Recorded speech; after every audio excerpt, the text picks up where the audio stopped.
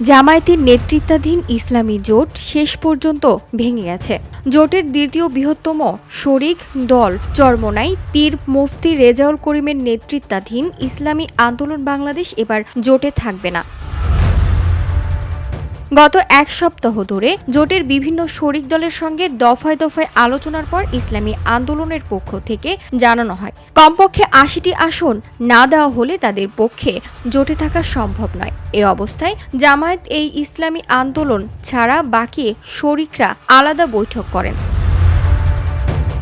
খেলাফত মজলিসের এক অংশের আমির মাওলানা মামুনুল হক চরমোনাই পীরের সঙ্গে আবারও যোগাযোগ করেন এবং আসন বণ্টন নিয়ে মধ্যস্থতার চেষ্টা করেন, কিন্তু তা ব্যর্থ হয়।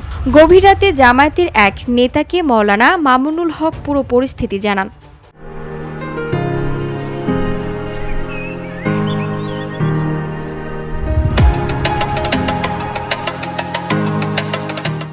জোট ভাঙার পেছনে মূল কারণ হিসেবে ইসলামী আন্দোলন বাংলাদেশ এনসিপির যোগদানের পর থেকে আসন বিতরণের বিষয়ে চাপ বৃদ্ধি হওয়া। দলটি দাবি করে ১৪৩টি আসনের তাদের বিজয়ী হওয়ার মতো সমর্থন রয়েছে। তাদের এনসিপি ও জামায়াতের প্রভাবশালী নেতাদের আসন দাবি করেছেন।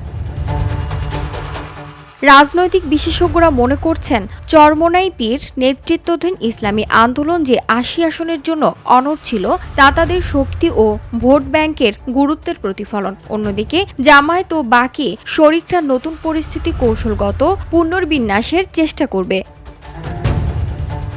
এ অবস্থায় চলতি বছরের নির্বাচনের আগে ইসলামী জোটের এই ভাঙন দেশের রাজনৈতিক মঞ্চে নতুন চ্যালেঞ্জ ও দিক নির্দেশনা সৃষ্টি করেছে। ভোটারদের মনোভাব এবং নির্বাচনে ফলাফলের ওপর সরাসরি প্রভাব পড়বে বলে রাজনৈতিক বিশেষজ্ঞরা মনে করছেন।